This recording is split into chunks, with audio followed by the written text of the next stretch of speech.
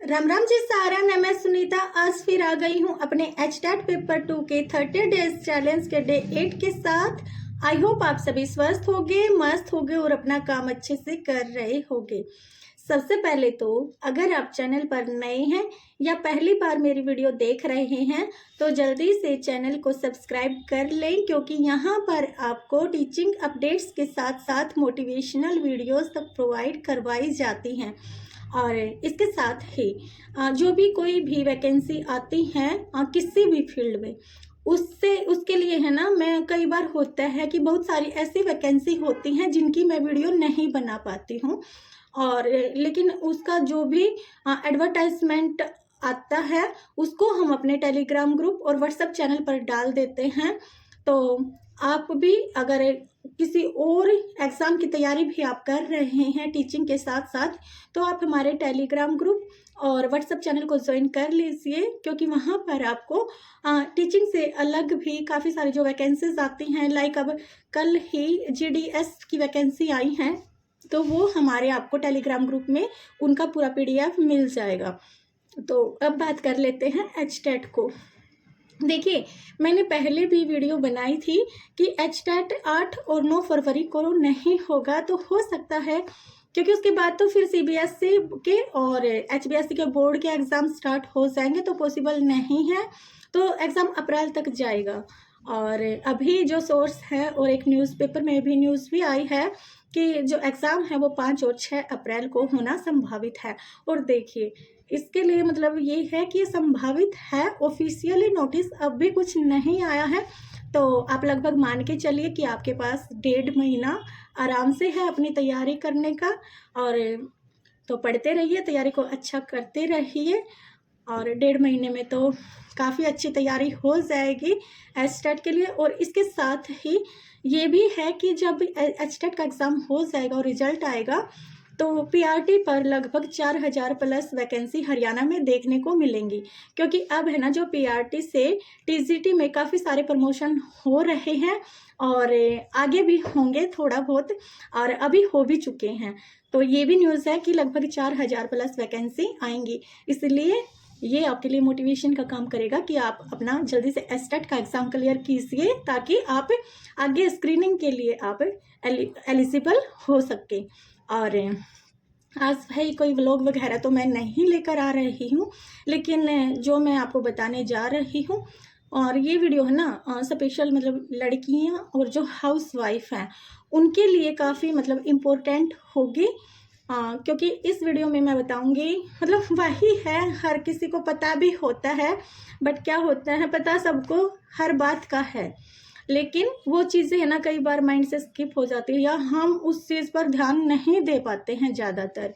और अगर आपको अपनी तैयारी बेहतर करनी है और चाहते हैं कि 2025 में आपका सिलेक्शन हो जाए, या उससे मतलब 2025 में 26 में जो भी आप एग्ज़ाम की तैयारी कर रहे हैं आप फर्स्ट अटैम्प्ट में ही उसको निकाल लें, तो उसके लिए भाई आपको किस तरह से पढ़ना होगा, कौन कौन सी बातें हैं जिनको आपको अपनी लाइफ में लागू करनी होगी, और कौन सी ऐसी चीज़ें हैं जो आपको नहीं करनी है, तो वो सारी बातें मैं आपको वीडियो में बताऊंगी। और ख़ासकर लड़कियों के लिए है और हाउसवाइफ के लिए तो भाई है ही है, क्योंकि ये सभी बातें जो भी मैं बताऊंगी वो खुद पर मैंने लागू की हैं, खुद को मतलब ये चीज़ें महसूस की है, एक्सपीरियंस किया है, मेरे साथ हुई है। तो वही है कि ऐसे बोलते हैं, मतलब ये बोलना यहाँ पर बेकार होगा कि काल्पनिक हैं, इनका सत्य से कोई लेना देना नहीं है, लेकिन जो ये वीडियो है जो मैं बता रही हूँ बातें, ये काल्पनिक नहीं है, ये बिल्कुल वास्तविक है, सत्य घटना है, सत्य, और आप भी इस चीज़ को महसूस कर रहे होंगे, एक्सपीरियंस कर रहे होंगे। तो देखिए, जो सबसे पहली चीज़ है किसी भी एग्ज़ाम को क्रैक करने के लिए, वो होती है टाइम मैनेजमेंट। देखिए, अगर आपको सफल होना है तो आपके लिए टाइम मैनेजमेंट बहुत ज़रूरी है, और टाइम मैनेजमेंट पर एक काफ़ी लंबी वीडियो बन सकती है, लेकिन मैं आपको 5-7 ऐसे स्टेप बताऊंगी जिनको फॉलो करके आप अपने टाइम को मैनेजमेंट करना सीख सकते हैं और कर सकते हैं। देखिए, सबसे पहले तो आपको मैं पिछली भी वीडियो में बता चुकी हूँ कई बार कि सबसे पहले तो आप टारगेट फिक्स कीजिए। आप अपना जो भी एग्ज़ाम की तैयारी कर रहे हैं उसका टारगेट फिक्स कीजिए और उसके साथ ही उसका सिलेबस को आप लिख लीजिए और उस सिलेबस में कौन से सब्जेक्ट में आपको कौन कौन से टॉपिक पढ़ने हैं वो सबसे ज़्यादा इम्पोर्टेंट है। ये टारगेट आप फिक्स कीजिए और आपने बहुत सारी बना ली होंगी टू डू लिस्ट। अब आपको बनानी है स्टॉप डूइंग लिस्ट, क्योंकि कई बार क्या होता है कि हमें ये तो पता होता है कि ये काम हमें करना है, लेकिन ये बात हमें नहीं पता होती कि कौन से ऐसे काम हैं जो हमें नहीं करने होते हैं, जिनकी वजह से बहुत सारे जो एस्पिरेंट्स हैं वो बिज़ी ज़्यादा रहते हैं। तो देखिए, और इसीलिए वो अपने करियर में पीछे रह जाते हैं। तो आज ही आप अपनी स्टॉप डूइंग लिस्ट बना लीजिए। आप लिख लीजिए कि कौन कौन से ऐसे काम हैं जिनको करने से आपका टाइम वेस्ट होता है, कौन से ऐसे काम हैं जिनको करने से आप अपने करियर में पीछे रह गए हो, और ऐसे कौन से काम हैं जो कि आपके लिए इम्पोर्टेंट नहीं हैं, ज़रूरी नहीं हैं। अब बात आती है सेकंड पॉइंट कि आपको 2 से 3 घंटे ज़रूर पढ़ना है, अपने लिए ज़रूर निकालना है। और हर एस्पिरेंट्स को जब भी आप पढ़ने के लिए बैठो तो 2 से 3 घंटे वो होने चाहिए क्वालिटेटिव, कि जिसमें आप पढ़ने बैठो तो थोड़ा भी उसमें डिस्ट्रैक्शन ना हो। आप अपना, जैसे फ़ोन है आजकल सबसे ज़्यादा डिस्ट्रैक्शन किससे होता है? फ़ोन से होता है। तो आपको क्या करना है, फ़ोन का जो भी नोटिफिकेशन वगैरह हैं, व्हाट्सअप हो गया, इंस्टाग्राम है, फेसबुक है, जो भी ऐसी चीज़ें हैं जिस पे डिस्ट्रैक्शन ज़्यादा होता है, और मैसेजेस वगैरह का, इनका आप नोटिफिकेशन ऑफ कर दीजिए, ताकि जिस टाइम आप पढ़ रहे हो आपका ध्यान सिर्फ पढ़ाई में ही रहे। तो 2 से 3 घंटे आपके क्वालिटी वाले होने चाहिए। और सेम यही बात लागू होती है कि इससे आपका जो स्क्रीन टाइम है वो भी कम हो जाएगा। और उसके साथ ही लड़कियां जो मैरिड होती हैं वो ज़्यादातर क्या होता है कि भाई बहन के पास फ़ोन मिला लिया, फ्रेंड के पास फ़ोन मिला लिया, या फिर मम्मी के पास फ़ोन मिला लिया, भी कई सारी काफ़ी देर तक बात करती हैं। और ये सबके लिए नहीं है भाई। देखो, जो आजकल जो हम देखते हैं वो करते भी हैं, ऐसी हैं लड़कियां करती हैं, तो सब अपने ऊपर मत लेना, ये उनके लिए है जो कि करती हैं, क्योंकि मैं भी एक लड़की हूँ तो मैं वो बता रही हूँ। और कई होती हैं कि भी बैठ के आसपास किसी, कई सारियों का नेचर होता है कि कोई बाहर से आ गया तो उनके पास जाके बैठ गए भी, उस पूरा दिन मतलब बातों में, इधर उधर की बातों में, जो फालतू की बातें, देखो जो ज़रूरी बातें हैं वो करो, लेकिन क्या होता है कि जब 2 लेडीज़ इकट्ठी हो जाती हैं तो वो ज़्यादातर फालतू की बातें करती हैं, इधर उधर की बातें करती हैं। तो इधर उधर की बातें करने में जो आप अपना टाइम वेस्ट करते हो वो ना करके आप, है ना, वो टाइम अपनी पढ़ाई में दे सकते हो, अपने करियर को बिल्ड करने में आप दे सकते हो। और उसके साथ जो सबसे इम्पोर्टेंट है, stay away from negative peoples. आप इसकी आदत अभी से अपने अंदर डाल लीजिए, क्योंकि हमारे आसपास क्या होता है कि बहुत सारे नेगेटिव लोग रहते हैं। वो क्या करते हैं, वो आपको मतलब डिमोटिवेट करेंगे, आपके घर वालों को भी भड़काएंगे। मतलब अगर लड़कियां मैरिड हैं तो मतलब सास को भी इस तरह से होता है, बोलेंगे घर वालों को, या कि अगर जॉब लग गई तो ये बच्चों को ध्यान नहीं रख पाएगी, आपका ध्यान नहीं रख पाएगी, घर को अच्छे से संभाल नहीं पाएगी। ये सब चीज़ें मतलब इस तरीके से होता है, कई जगह होता है और कई जगह नहीं होता, फैमिली सपोर्ट करती है। और कई सारे होते हैं कि ऐसे भी बोलते हैं, भाई देखो उनको घर में आग लगानी होती है तो बाहर से आ गए तो सास को बोल रहे हैं, या ऐसे ही आपस में भी बातें कर रहे हैं कि ये तो है ना पूरा दिन बुक उठा कर बैठी रहती है, इसको पढ़ना लिखना है नहीं, इसका होना जाना कुछ है नहीं, ये ऐसे ही किताबें उठाती है और सारा दिन बैठी रहती है काम से बचने के लिए। घर में बुढ़िया काम करे है, या ये काम करे है, या महारानी बैठी रहे है, किताबा नठाई रहे हैं, इसका कुछ होना जाना नहीं है।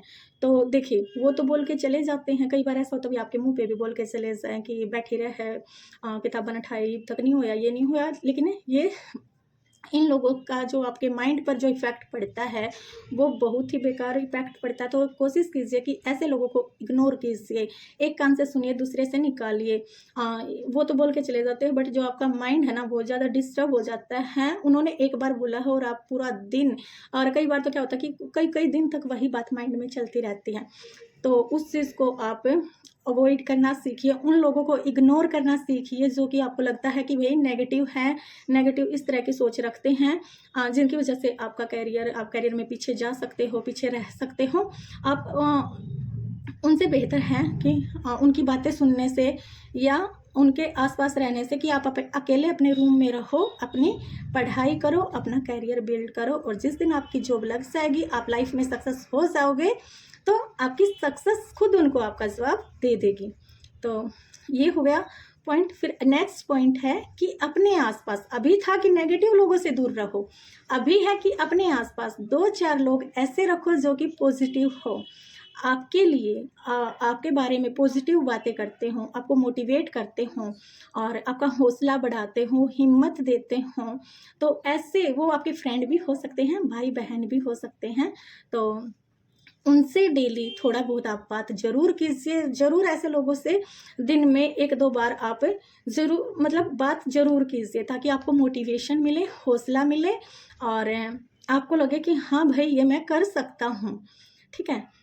ये पॉइंट हो गया। अब उसके बाद नेक्स्ट आता है लर्न टू से नो। और ये बात मैं हाउसवाइफ को ज़्यादा कहना चाहूँगी क्योंकि हमारे साथ कई बार क्या होता है कि हम सुबह में या शाम में घर के काम करके फ्री होते हैं पढ़ने के लिए, तो कभी किसी की फरमाइश आ ही जाती है किसी न किसी के घर में कि मेरे लिए ये बना दो या मेरे लिए ये काम कर दो। और फिर हम सोचते हैं कि कोई बात नहीं भाई, 10 मिनट की बात है, आधे घंटे की बात है, उसके बाद मैं ये काम कर देती हूँ, फिर उसके बाद पढ़ लूँगी। लेकिन वो 10 मिनट आधा घंटा करते करते हमारा कितना टाइम वेस्ट हो जाता है और उसके बाद फिर हम इतने ज़्यादा थक जाते हैं कि हम पढ़ नहीं पाते हैं। तो उसके लिए भी हमें ना कहना सीखना पड़ेगा और ये चीज़ें अगर आप हर किसी के लिए अवेलेबल रहते हो, हर किसी की सुनते हो, तो आप एक्सपीरियंस कर रहे होंगे कि वो आपको कितना वैल्यू देते हैं या कितनी आपकी सुनते हैं। और मैं भी इस पर वर्क कर रही हूँ, हालाँकि अभी पूरी तरह से सक्सेस नहीं हूँ, हर किसी को मैं भी मना नहीं कर पाती हूँ, लेकिन ये है कि काम मैं भी कर रही हूँ और जो कि है भी वही रियलिटी है।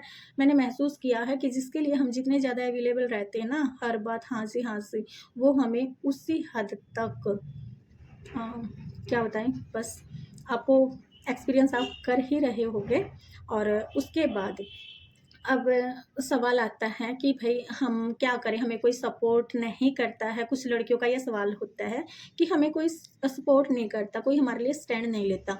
तो सबसे ज़रूरी बात है कि आपको अपने लिए स्टैंड खुद लेना पड़ेगा। स्टार्टिंग में कोई भी आपके लिए स्टैंड नहीं लेगा।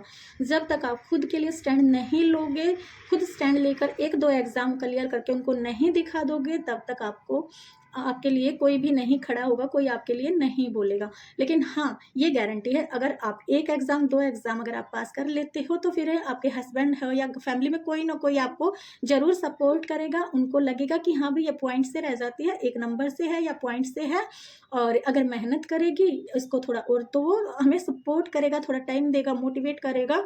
तो सबसे पहली बात यही आती है कि आपको खुद के लिए स्टैंड खुद लेना पड़ेगा। जब आप खुद के लिए स्टैंड लोगे, तो फिर दूसरे भी आपके लिए स्टैंड लेने लग जाएँगे और जब तक आप खुद के लिए स्टैंड नहीं लोगे, तो फिर कोई आपको मतलब आपके लिए कोई स्टैंड नहीं लेगा। और फिर वही बात है कि जो भी आपके काम हैं आप करते रहो, वो करवाएँगे आपसे अपना काम और अपने अकॉर्डिंग ही रखेंगे। बाकी रहना उन्हीं के अकॉर्डिंग भी। देखो, ऐसे अपने घर में लड़ाई झगड़ा आपको करना नहीं है बिल्कुल भी। लेकिन ये है कि एक कान से सुनो, दूसरे से निकाल दो। चुपचाप अपने लिए टाइम निकालो, अपना टाइम मैनेज करना आप सीखो। ये सबसे ज़्यादा ज़रूरी है। तो अगर आपको मेरी वीडियो से थोड़ा भी मोटिवेशन मिलता है या वीडियो अच्छी लगती है, तो लाइक शेयर ज़रूर करें और उसके साथ ही फिर से वही बात, चैनल को सब्सक्राइब नहीं किया है तो चैनल को भी सब्सक्राइब कर लें। तो फिर मिलते हैं नेक्स्ट वीडियो में नेक्स्ट मोटिवेशन के साथ और डे 9 के साथ। तब तक के लिए bye bye, Ram Ram, take care, जय श्री श्याम, बाय बाय।